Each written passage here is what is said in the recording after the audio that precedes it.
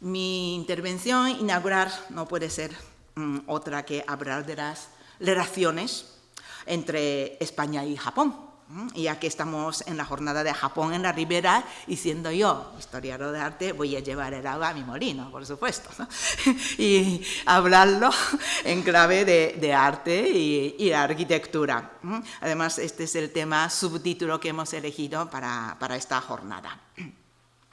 Bien, para hablar de las relaciones entre dos pueblos, dos países, lógicamente, antes de nada, tiene que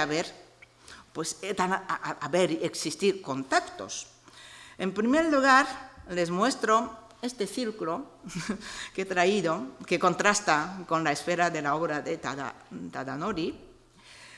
Se trata de mapa mundi de mediados del siglo XV, que expresa claramente la concepción del mundo de los europeos de aquella época, cuando la idea del mundo era así. O sea, cuando era así, pues era imposible hablar de España y Japón, ya que en el mapa del mundo los confines del continente euroasiático era nebloso. No se sabía dónde acababan, ni se sabía quiénes habitaban, ni cómo vivían allá lejos, diríamos, ¿no?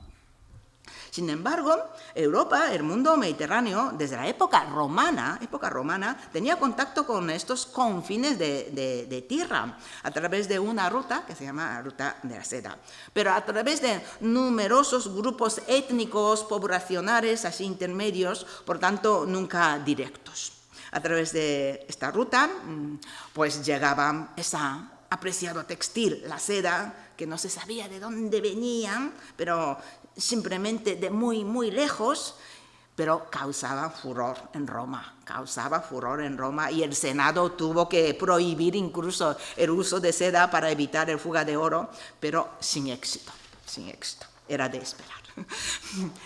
Y por esta ruta viajó también el célebre veneciano Marco Polo a finales del siglo XIII y estuvo en el Imperio Chino durante varios años, pero sin llegar a Japón.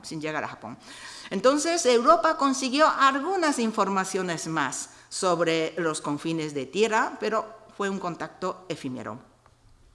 Durante la Edad Media, aún lentamente, las mercancías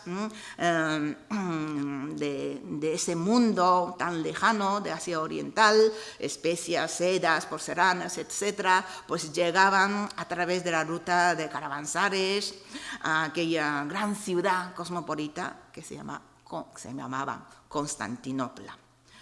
Próspero centro comercial donde los venecianos y genoveses competían para conseguir los mejores negocios, ¿no? Pero todo ello se acabó en 1453, cuando el Imperio Otomán pues, conquistó esta apreciada ciudad y por las hostilidades, ¿no? Por razones político-religiosas, la ruta pues, terrestre entre Asia Oriental pues, con Asia Oriental, quería decir, pues quedó truncada para Europa.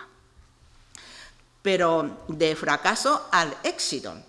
Los países situados al extremo occidental de Europa, es decir, Portugal y España, con vocación marítima, contando con una serie de circunstancias muy favorables, pues abrieron otras rutas marítimas para alcanzar a las Indias. Por un lado, los portugueses, a través de circundar el Cabo de Buena Esperanza, pues llegaron a India y más allá, hasta China, y los españoles, como bien es sabido, pues apostaron por tomar la dirección contraria para alcanzar a las Indias y encontraron a un continente hasta entonces desconocido, América.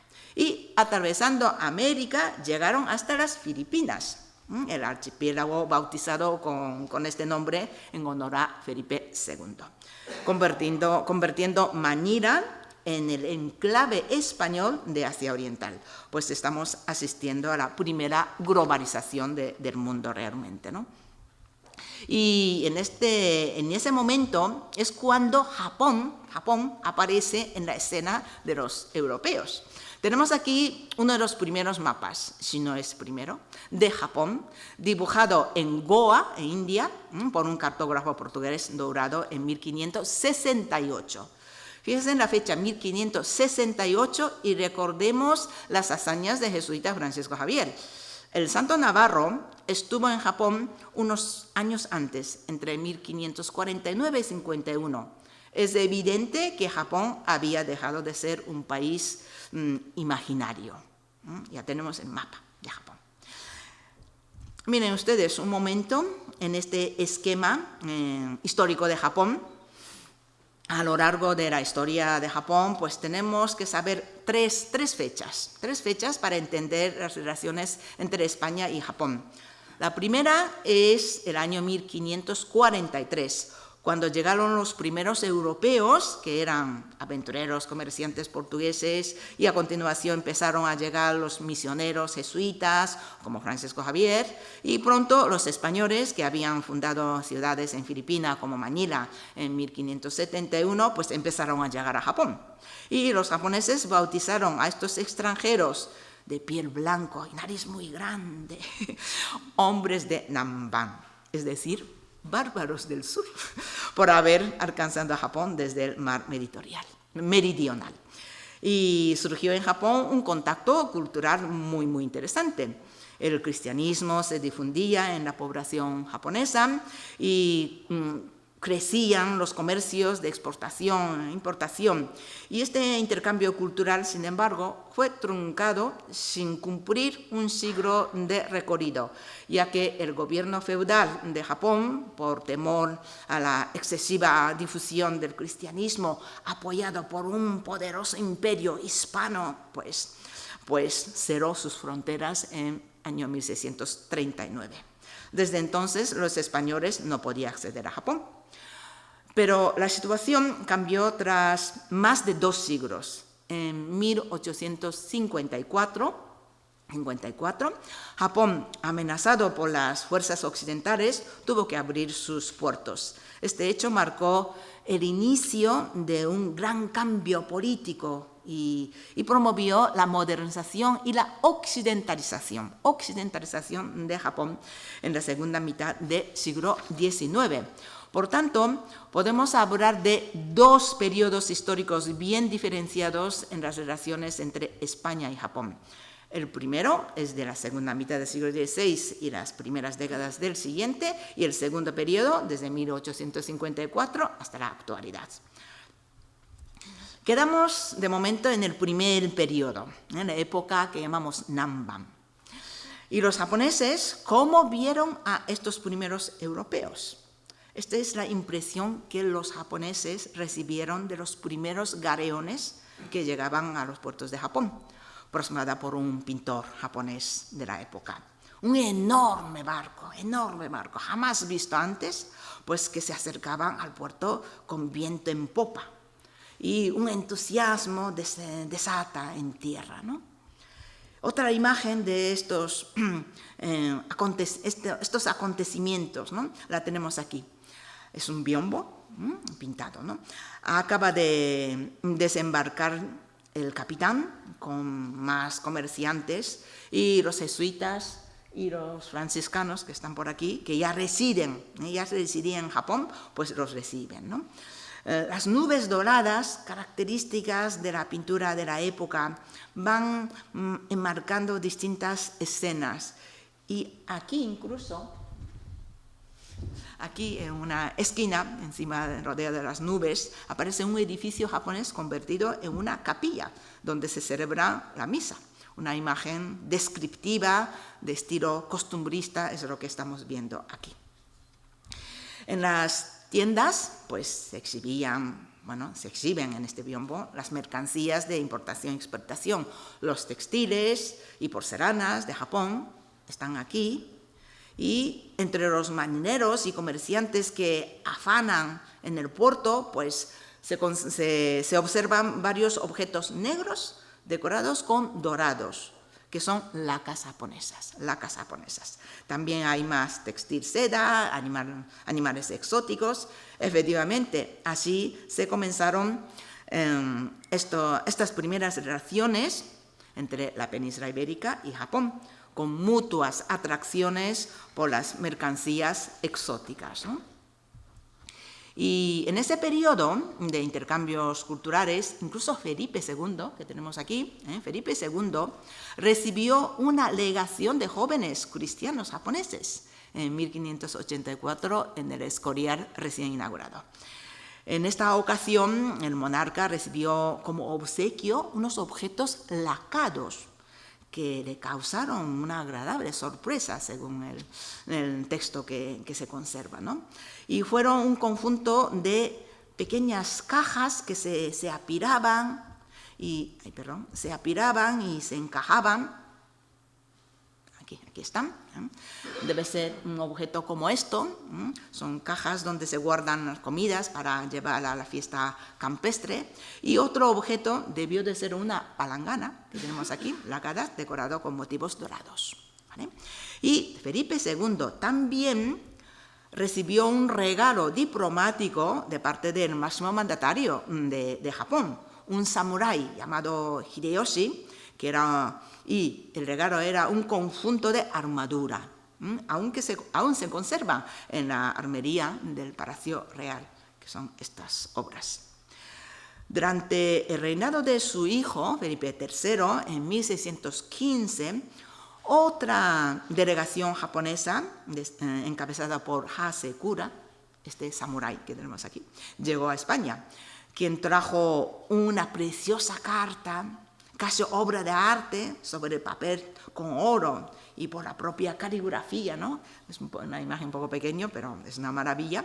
Y este samurái resulta que se convirtió al cristianismo y se bautizó ante la presencia de mismo rey, Felipe III, en el monasterio de las Tres Casas Reales de Madrid.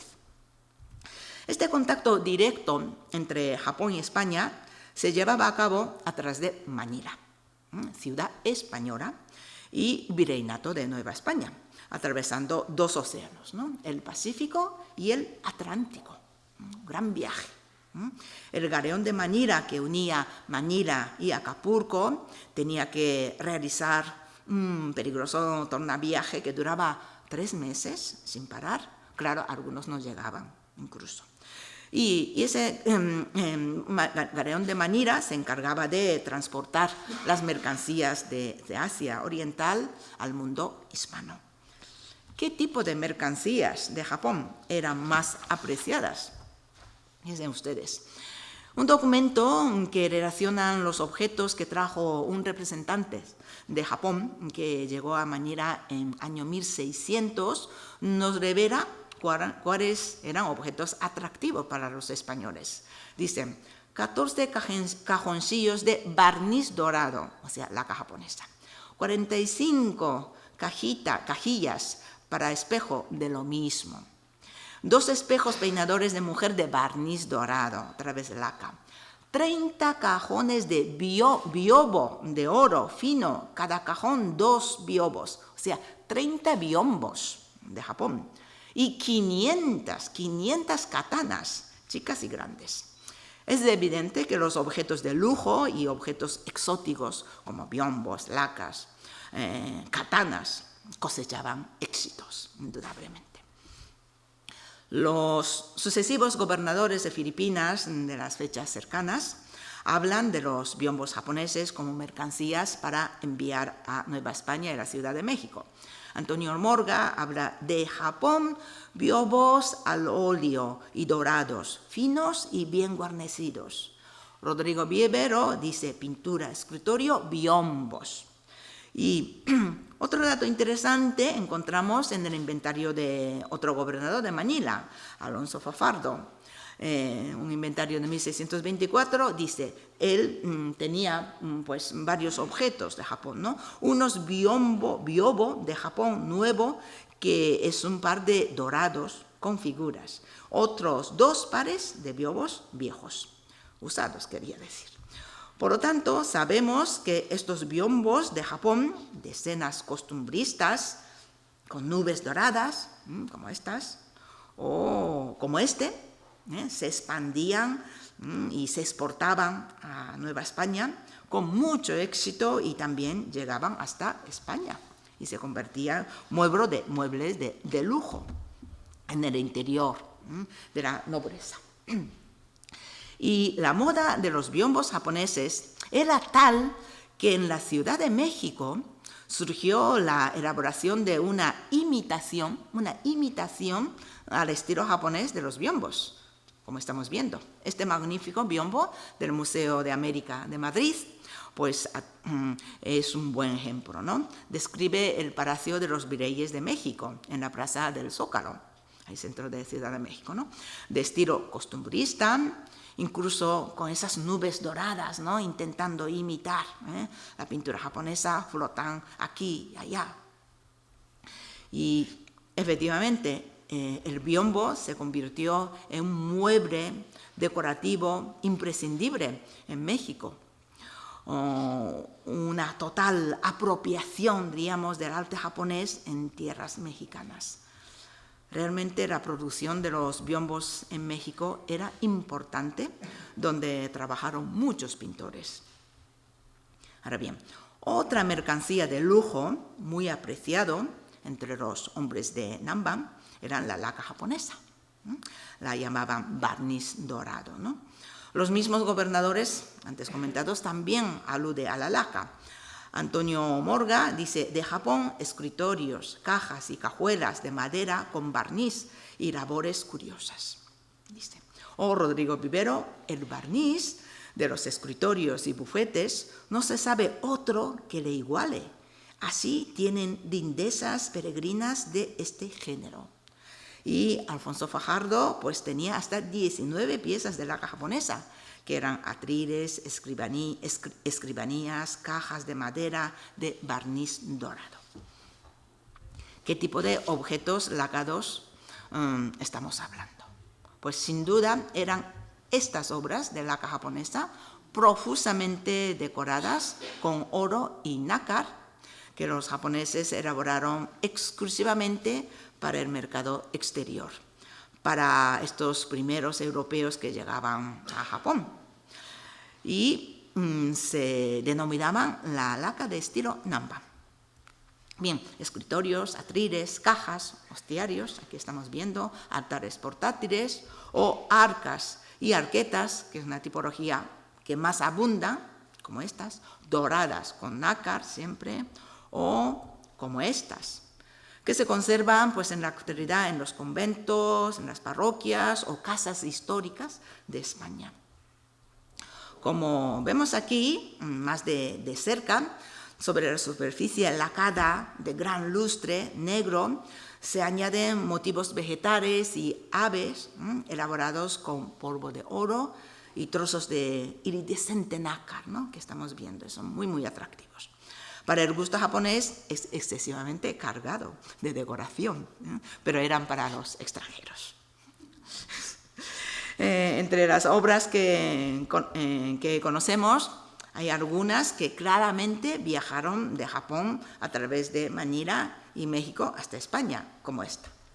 Este altar o oratorio portátil, cuyas puertas se abren así, para mostrar una imagen devocional interior, profusamente decorado con oro y nácar, madreperla, pues en el interior pues encontramos la imagen de Nuestra Señora de Guadalupe, de México. Pues estos altares se exportaban sin imágenes de Japón, ya que no había pintores cristianos. Y tras llegar a México, pues añadieron estas pinturas de gran devoción mexicana, ¿no? Esa escena, varias escenas, ¿no? De aparición de la Virgen ante Diego, ¿no? Y este atril lleva anagrama de los dominicos. Es el anagrama de los dominicos. Es otro ejemplo que tenemos aquí. Los padres predicadores se asentaron en Manila como centro de sus actividades misioneras para Asia Oriental y de ahí llegaban hasta Japón. Por tanto, este atril fue encargo de estos dominicos y lo enviaron a través de Manila y México y llegó a España, ¿no? Y esta preciosa arqueta pequeñita, pero elaborada con oro y nácar, y además con labores de filigrana, de plata y pedrería añadidas, es muy, muy singular. Singular precisamente por estos añadidos de plata que no fueron ejecutados en Japón, sino todo nos indica que fueron añadidos en Nueva España, con el afán de ajustar la obra más al gusto barroco, ¿no? Diríamos, ¿no? Más decorativo. Este arca eucarística para el monumento de Jueves Santo también lleva similares decoraciones de plata y pedrería añadidas. Además, en este caso, hubo una transformación importante. Esto era un escultorio con cajones, pero se transformó en un arca eucarístico vaciando el interior y añadiendo ese remate curvo, muy barroco, en la parte superior. Aquí traigo, para que sirva de comparación, ¿no?, los detalles de estas obras y otro detalle de orfebrería mexicana del siglo XVIII, del mismo tipo de trabajo, ¿no?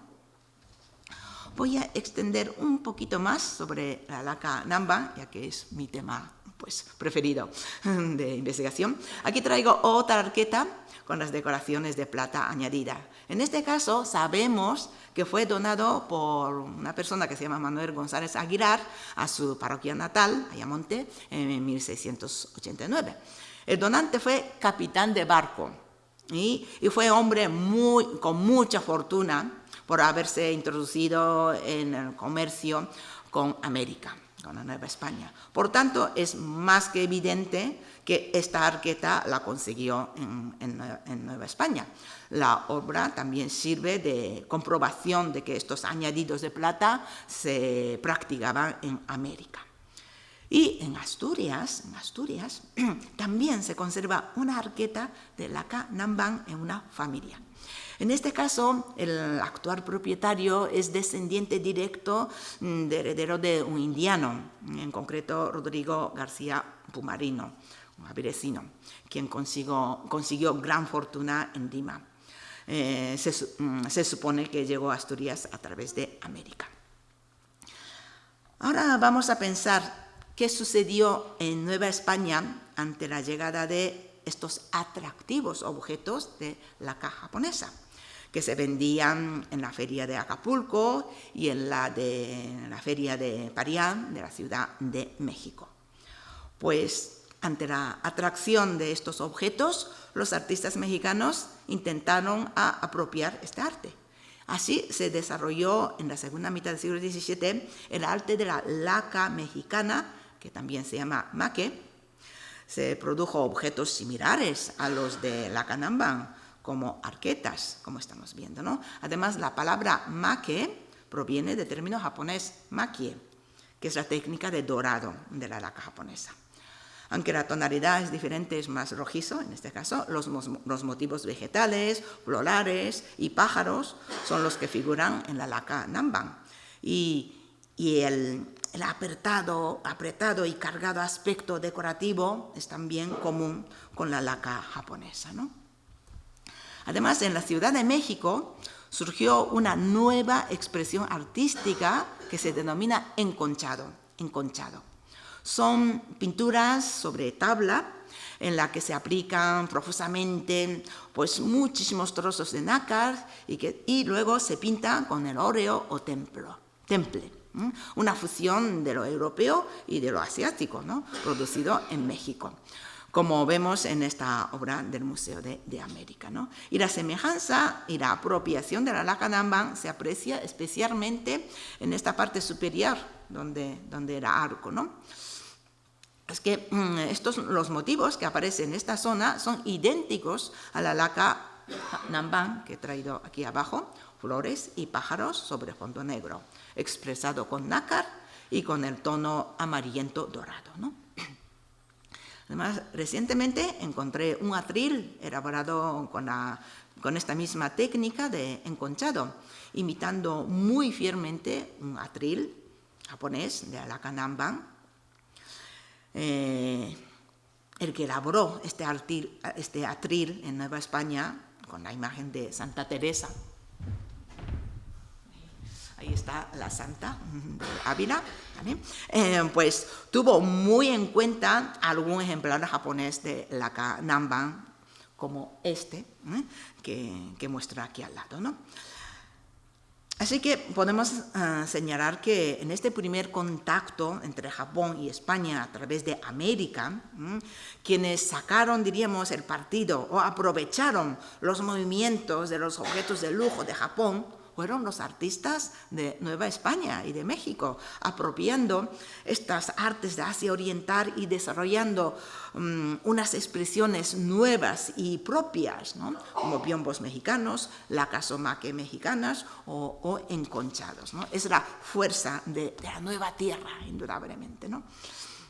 Y después de los biombos y las lacas del siglo XVI-XVII, vamos a hacer un salto temporal.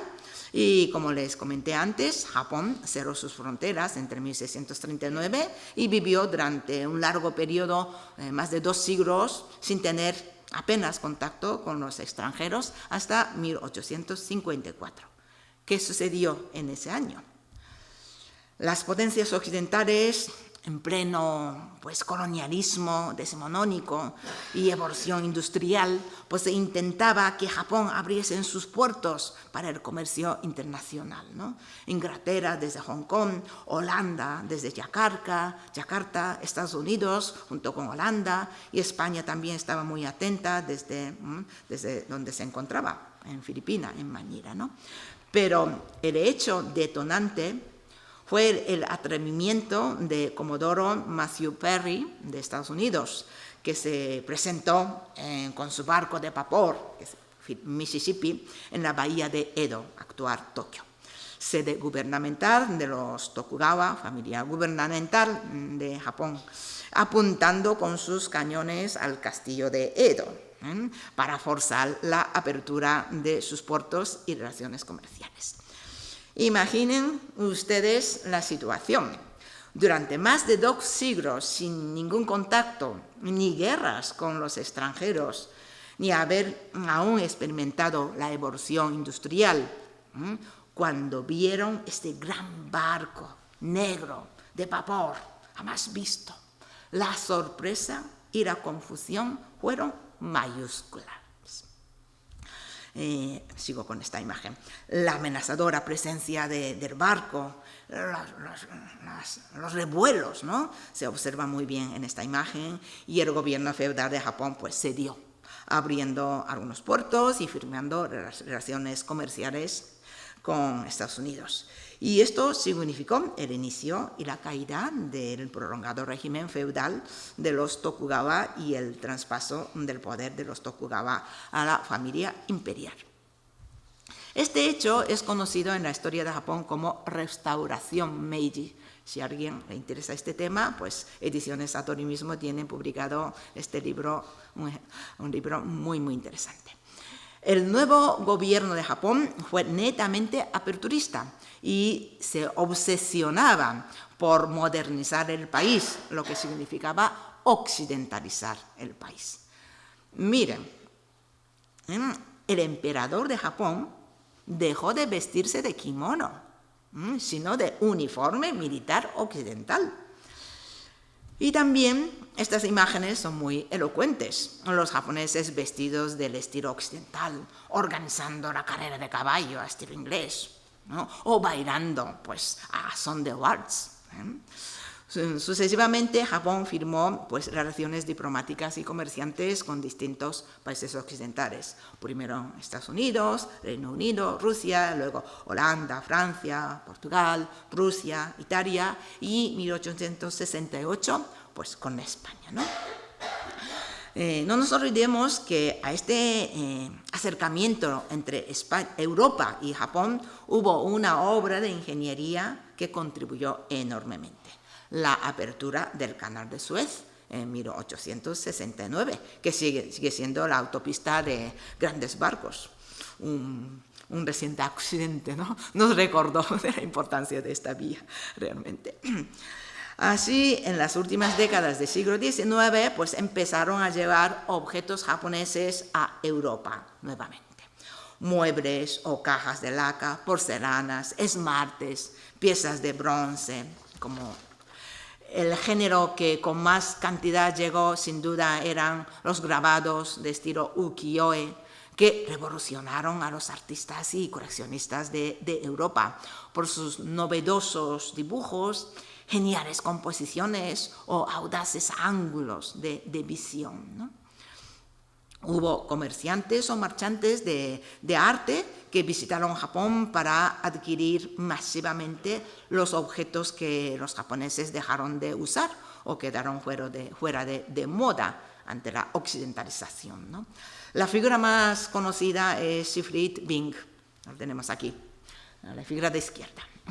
Comerciante alemán afincado en París y que abrió su propia oficina también en Japón para comprar objetos en 1888 y contribuyendo pues enormemente a la difusión del arte japonés y propagando la consabida moda que llamamos japonismo en Europa. Aquí está pues retratado en Japón al lado de su amigo Louis Gons, que es el segundo personaje, ambos vestidos de kimono, ¿no?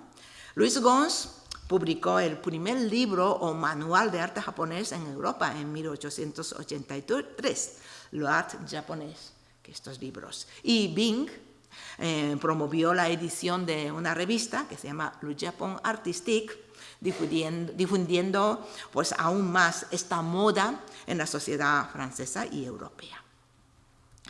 La prueba de esta gran moda y la llegada de los grabados ukiyo-e la tenemos también en España. La Biblioteca Nacional de España atesora un interesante fondo de grabados japoneses, como estos. Son grabados de la pintura de la segunda mitad del siglo XIX con una tonalidad muy saturada, ¿no?, que debieron de dejar fuertes impactos a los que las contemplaron entonces. Y España también contactó con personas que visitaban Japón y traían objetos de arte o difundían las noticias de Japón. En primer lugar, los diplomáticos. Tiburcio Rodríguez fue el primer responsable diplomático español en esta época moderna y tras 4 años de estancia en Japón, trajo una gran cantidad de obras de arte. Este texto, publicado en 1874 en la prensa madrileña, es muy elocuente. Dice: «Han visto estos días la magnífica colección de objetos japoneses del señor don Tiburcio Rodríguez y Muniz, nuestro representante diplomático en el Japón que hoy se halla con licencia en Madrid». Años más tarde, en 1922, su colección fue nuevamente noticia en una prensa, esta vez con fotografía, gracias a Dios, y muestra un importante conjunto de porcelanas, esmaltes, cerámica, lacas, armaduras, tapices, abanicos, etc., ¿no? Aunque desgraciadamente no se conserva esta interesante colección que desapareció durante la Guerra Civil. Y en el caso de Emilio de Ojeda, es el primer secretario de la legación española, que estuvo 8 años en Japón, pues sí se conservan varios objetos artísticos de interés en su familia. Una estatua de Buda del siglo XVIII, una caja muy fina de laca japonesa, también del siglo XVIII, un espejo de bronce o una caja lacada de escena popular. Podemos señalar claramente que los diplomáticos españoles fueron los primeros en apreciar el arte japonés tras la apertura de las fronteras niponas.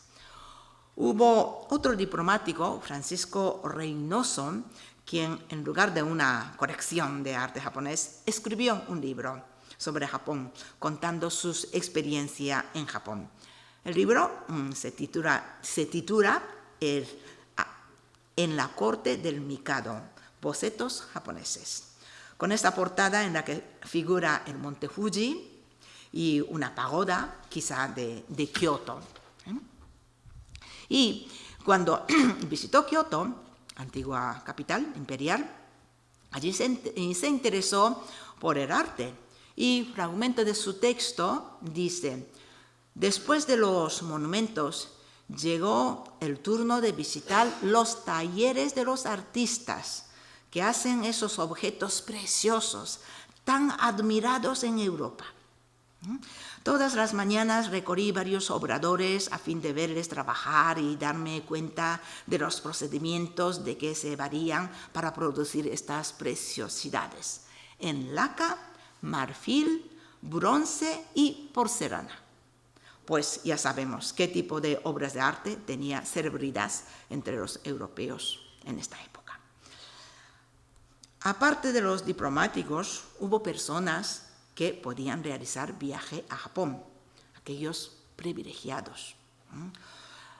Los hermanos Miguel y Rafael Desmacieres eran estos afortunados.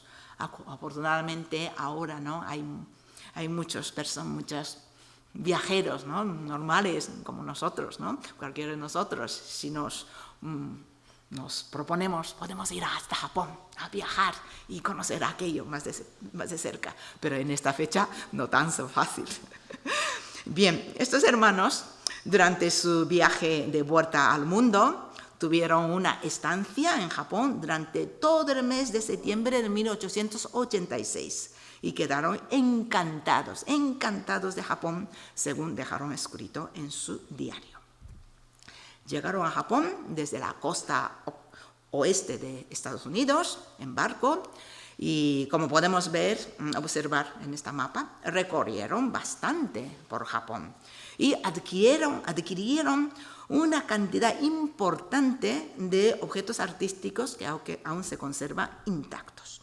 Uno de ellos es este magnífico biombo lacado con las escenas naturales de gansos y águilas, elaborado con oro e incrustación de nácar y marfil. El detalle de la águila que tenemos aquí, pues nos muestra la calidad artística de este biombo. Y fíjense en la expresión de su plumaje con distintos colores de nácar, las garras, ¿no?, hechas de marfil incrustadas, las hortensias con flores de nácar iridescentes y hojas de oro, etc., ¿no? Este biombo lo consideraban estos hermanos algo muy, muy especial. Compraron nada más llegar a Japón. Y durante todo el viaje por Japón tenían deseo de completarlo con otro mueble. Estaba un poco obsesionado incluso. ¿Sí? Otras piezas espectaculares que adquirieron son obras de bronce como estas. Es que entonces en Japón el estamento samurái pues acaba de ser abolido.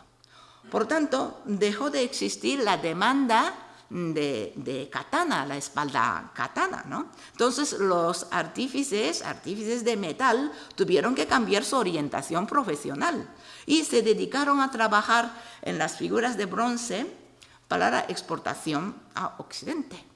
Son muy versátiles, muy listos, vamos, para sobrevivir, ¿no? Y resultados son estos objetos que vemos aquí, ¿no? Como eran objetos a exportar, estas piezas no se conservan en Japón, sino pues hay que buscar fuera de Japón, ¿no? Como esto. Este importante conjunto de bronce que se conserva, constituye un buen ejemplo de este nuevo trabajo de los metalistas japoneses. Miren, esta grulla, miren, casi 2 metros de altura. Como vemos en este mapa, desde Tokio hasta Kobe, pues viajaron estos hermanos, pues utilizando los medios de transporte que existían en estas fechas en Japón, un palanquín o un carro tirado por hombre, que eran habitual entonces en Japón. Y algunos tramos sí que hicieron en tren, casi estrenando las primeras líneas ferroviarias de Japón. Y efectivamente adquirieron pues numerosas fotografías iluminadas iluminadas que se llamaban. Entonces, es decir, coloreados a mano, como estas, ¿no? Aquí tenemos varios paisajes. En el diario, pues dejaron escrita su fascinación de esta manera. Una vez en la altura, prorrumpimos todos, tras largo silencio de expectación, en admiración de bonita belleza natural. Imposible haber contemplado en menos tiempo variedad tan grande. Llanuras, montañas, canales en la llanura y torrentes en las montañas. Venimos unánimemente en conclusión a considerar este país como el más bonito, el más pintoresco del mundo, después de recorrer muchos países del mundo, dice esto. También dejaron una favorable impresión sobre la arquitectura tradicional.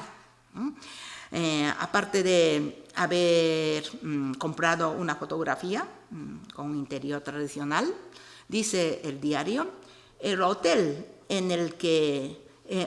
es el más bonito en el estilo japonés que hemos visto. Esteras de bejuco, maderas diversas con la veta sacada, tramas de madera a cintas anchas y finas como el papel, techo imitando rústico, imitando a bambú, finísimas enrejadas de madera, todo cuanto en madera puede hacerse de bonito y fino. Así lo dice. He añadido una imagen del interior tradicional para que vean ustedes, ¿no? Así voy abriendo apetito a ustedes para la conferencia de esta tarde de arquitectura tradicional a cargo de Javier Vives. Y estando en Nagoya, entre Tokio y Kioto, entonces afamado lugar por la porcelana, escribieron en el diario lo siguiente: visitamos la fábrica de porcelanas esmaltadas, donde compramos objetos. Efectivamente, este Tibor es una de las compras. Debieron demostrar mucho interés evaluando las obras a comprar, ya que el diario nos dice: por la noche la casa se llenó de vendedores. Seguimos el viaje. No podía faltar la visita a Kioto, antigua capital imperial. Allí recorrieron templos, compraron las fotografías iluminadas de los lugares que visitaron. También fueron a ver talleres de arte, especialmente de esmalte y de laca. Y dejaron esta impresión: verdad es que el trabajo es verdaderamente cuidadosísimo y superior a en cuanto parecido hemos visto. Eso es lo que dicen. Y por fortuna coincidieron con una obra de restauración de uno de los templos más importantes de Tokio, Higashi Honganji, y observaron detalladamente el trabajo de los constructores japoneses, que son carpinteros, ya que los edificios están hechos de madera en Japón. Su impresión se resume de esta manera: tuvimos la ocasión de ver en él los notables ajustes que hacen los japoneses en las maderas, no usando clavazón, sustituyéndolos cuñas y abrazaderas de madera, buscando el que hagan y entre en forma de cuña. Pues he traído aquí las imágenes de estos trabajos de carpintería tradicional para que vean ustedes de qué están hablando estos dos hermanos. Y a propósito de esta cuestión, hace poco Satori Ediciones lanzó este libro, El camino del maestro carpintero, las herramientas y la arquitectura japonesa, en el que el catedrático de arquitectura de la Universidad de Tokio, Kurt Reich, pues explica detalladamente el secreto de la construcción japonesa tradicional. Un libro muy interesante, muy interesante. Ahora por fin podemos leer en español. Volviendo a los hermanos Desmazieres, ¿recuerdan ustedes el deseo de comprar un mueble lacado, haciendo juego con el biombo? Por fin, en Kobe, antes de coger el barco que los llevarían al siguiente destino, que eran Nagasaki y luego a otros puertos chinos, pues encontraron un mueble que les satisfizo plenamente, por fin. Es este magnífico mueble lacado tratado finamente con olo. Toda la cajonería dorada está tratado enteramente con el polvo de oro, y en las figuras humanas que está por aquí decorando, pues observamos el nácar y el marfil, ¿no?, recortado e incrustado, ¿no? Un tipo de estantería decorativa que los japoneses en estas fechas estaban fabricando para los occidentales, un poco al gusto occidental. Ahora bien, sin ir más lejos, en Asturias también contamos con una figura que viajaron hasta Japón, en este caso ya en las primeras décadas del siglo XX. Nuestro personaje se llama Jesús Garés, avilesino, trajo de Asia Oriental y especialmente de Japón diversos objetos, como grabados, lacas o fotografías iluminadas, como los hermanos Dasmasieres, ¿no? Además, las fotografías compradas y tomadas también por el propio Garés se conservan en el Museo del Pueblo de Asturias. Y de este tema hubo una exposición en 2014, comisariada por mi alumno, al Ramón Vega, titulado Asturianos en el Imperio del Sol Naciente. Son fotografías de excelente calidad, como vemos en este paisaje, dentro de un jardín, o unas chicas Maiko con las flores de crisantemo, o en esta de misma temática, en donde se aprecia el altísimo nivel de iluminador, quien coloreaba la fotografía respetando todos estos efectos de la imagen fotográfica de aquellos años, un trabajo artístico pues asombroso, ¿no?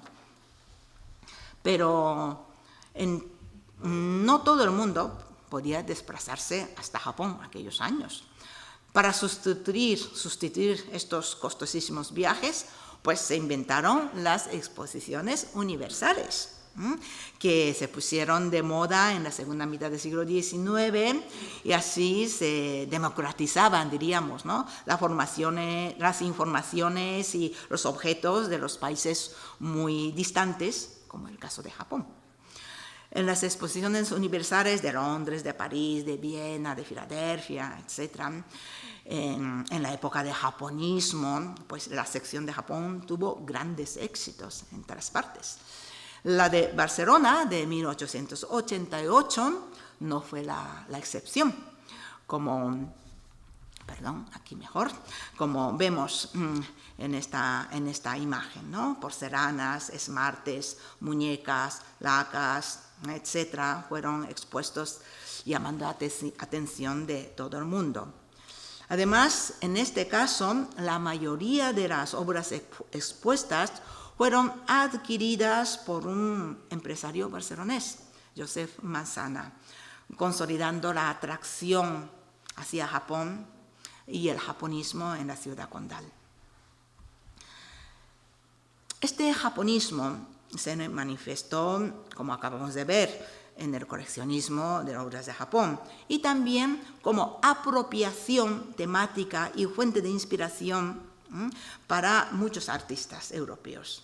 Es bien conocido la aparición de la temática o objetos japoneses en las pinturas del último tercio del siglo XIX, como esta conocida obra de James Wesley, donde figura una mujer vestida de kimono y sentada, estilo japonés, en el suelo, delante de un biombo, observando los grabados japoneses.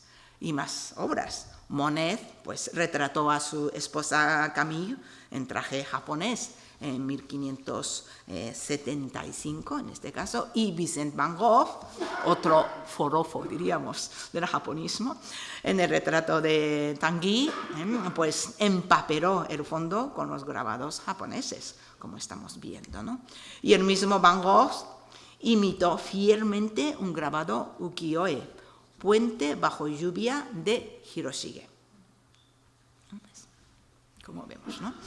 Entre los pintores españoles el fenómeno fue similar.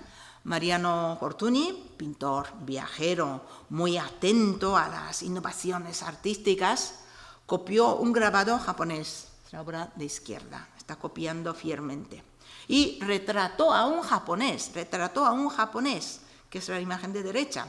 Debió de coincidir con la legación japonesa, que se llama Iwakura, en 1873 en Roma. Y además puso su firma a modo de sello japonés. Este es un sello japonés, ahí en rojo.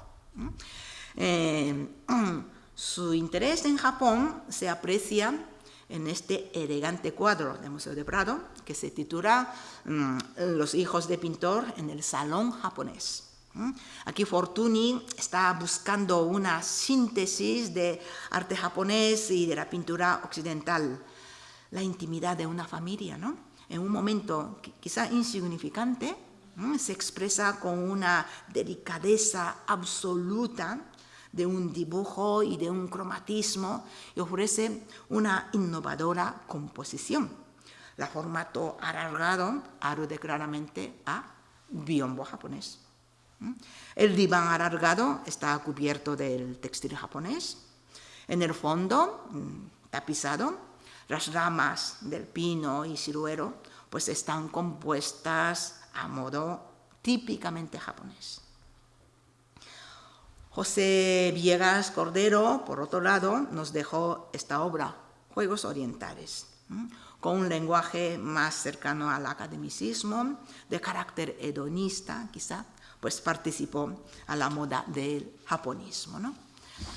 Y en esta obra de Santiago Ruiseñol, pues el pintor luminista, maestro en explorar las incidencias de luz, pintó su casa, taller de Sitges, retratando a su hija María, que está ahí al fondo, un poco escondida, y a su vez dejó el testimonio de su implicación a la moda del japonismo a través de un biombo que el pintor poseía, donde está esta niña, y ese biombo se conserva, es esta.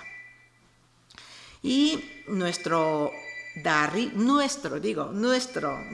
de Regoyo, cuando pintó el río Urumea en 1904, dejó en evidencia la influencia de aquella obra de Hiroshige, Puente bajo lluvia, que antes hemos visto a propósito de Van Gogh. O aquí el joven Miró también fue captado por el japonismo, pues pintando un grabado japonés en el fondo del retrato de Enrique Ricard. Aquí vemos la firma de Miró en forma de sello japonés, en vertical. Aquí, Miró, así. La moda del japonismo crece, incluso las imágenes de Japón imaginado ya, ¿no? Japón imaginado se expandía en toda la sociedad. Las últimas consecuencias eran estas imágenes publicitarias para vender cualquier producto comercial. Esto significa ya el fin del japonismo ya desgastado, diríamos, ¿no? Pero el interés en Japón se recuperó a partir de la década de 1950-1960, coincidiendo con la estabilidad mundial después de la Segunda Guerra Mundial. En este caso, el acercamiento a Japón se produjo a la manera de diálogo y reflexión, no de la manera imitativa, formal de la época del japonismo. Tenemos una larga lista de artistas implicados, pero como mero ejemplo, ¿no? Cito Joan Miró Maduro, Fernando Sobe, Antonio Tapies, Luis Feito, Juan Navarro Barber, arquitecto y artista. De este último, pues tenemos mañana pues, una conferencia a cargo del profesor Ramón Rodríguez Llera. Y estas obras de Fernando Sober, uno de los activos artistas del grupo de Cuenca de informalismo, no se puede entender sin el trasfondo japonés del pintor. Dice Sober: mi pintura siempre ha sido tranquila. Busco el orden en todo lo que me rodea. En el orden, en el sentido más amplio de la palabra, busco la razón de la belleza. Me impresionó hace tiempo cuando el lenguaje japonés, una sola palabra, quería decir limpio y bello. Entiendo que esa palabra japonesa es kirei. La gran tradición de la pintura de la aguada, tinta, muy vinculado con el budismo Zen, he traído un ejemplo aquí a la derecha, está detrás de Sober, indudablemente. Y cuando Tapies pinta con fuertes trazos negros, ¿no?, mucha vigorosidad, como estas obras, su inspiración en el mundo de la caligrafía japonesa es más que evidente. En las obras de Fernando Feito, como estas, podemos señalar ese mismo diálogo con Japón, pintura de aguada con tinta, trazos caligráficos, quizá con mayor lirismo, ¿no?, con mayor lirismo. Además, Feito usaba una firma que imitaba el sello japonés. Claramente un sello japonés. La exposición celebrada en la Fundación Homage en 2018, titulada Principio Asia, exploró pues, estos diálogos de los artistas españoles contemporáneos con Japón y con más países de Asia. No sé si algunos de ustedes tuvieron ocasión de visitar. En el campo de la arquitectura, no quiero dejar la arquitectura, Japón o el diálogo con Japón ha estado y sigue estando muy presente desde la década de 1930 en Occidente. Entre los grandes maestros del movimiento moderno, indudablemente, pues Lloyd Wright, por haber estado una temporada larga en Japón, pues asimiló varios conceptos de la arquitectura japonesa en sus obras. La conocida obra, Casa de la Cascada, de 1936, es una de ellas. Explora la cuestión de la integración de la naturaleza jardín en la arquitectura, ¿no? Y Álvaro Arto, otro grande, ¿no?, otro grande de maestros del movimiento moderno, fue muy sensible con la integración de la naturaleza y el entorno en la arquitectura, con el uso de los elementos que resultan muy paralelos al mundo japonés, como estamos viendo en la célebre Villa Mairea de Finlandia. En fechas más recientes, en cuanto a arquitectura, unos cuantos arquitectos, como acaba de decir el decano del colegio, exploraron lo que solemos llamar el minimalismo, ¿no? El minimalismo, introduciendo la sensibilidad de la humilde casa del té de Japón. John Pawson, con su estancia en Tokio, también era un hombre imbuido en esta cuestión y es uno de estos arquitectos, ¿no?, muy pues, sensible, ¿no?, a esta cuestión. Aquí tenemos pues, la Casa de Londres, donde el concepto minimalista se aplicó, ¿no?, claramente. Y en España, quizá la obra más conocida sería la Casa Gaspar de Alberto Campo Baeza, de 1991-92. Muchos fueron o fuimos impactados por esta obra en su día, ¿no? Y en Asturias tenemos también un arquitecto que desde hace décadas viene preocupando por el Japón, como antes había comentado Rogerio, pues es el caso de Vicente Díaz Faixat. Aquí he traído la Iglesia de la Resurrección de Gijón y un rincón de la misma, indudablemente japonés. Para finalizar, continúo en Asturias y vuelvo al mundo de las artes plásticas para destacar dos exposiciones del Museo de Bellas Artes de Asturias. Esta tarde tendremos el director del museo, ¿no? Una fue la exposición Negro Silencio de Tadanori Yamaguchi, de 2014, ¿no? El director del museo, Juan Alfonso Palacio, esta tarde hablará de esta cuestión con su contexto del arte contemporáneo, imagino. Y otra exposición que quiero citar es Hishirio, Últimas obras de Keri, de 2020. Fue una interesantísima lectura de las obras de Keri en clave del budismo Zen. Por lo tanto, Asturias también participa en esta corriente del diálogo artístico con Japón. Sin duda, donde estamos hoy, en ese momento, la Casa Social La Caballería, edificio diseñado por Regirio Ruiz y Macario González Astorga, además fue una de las obras premiados, ¿no?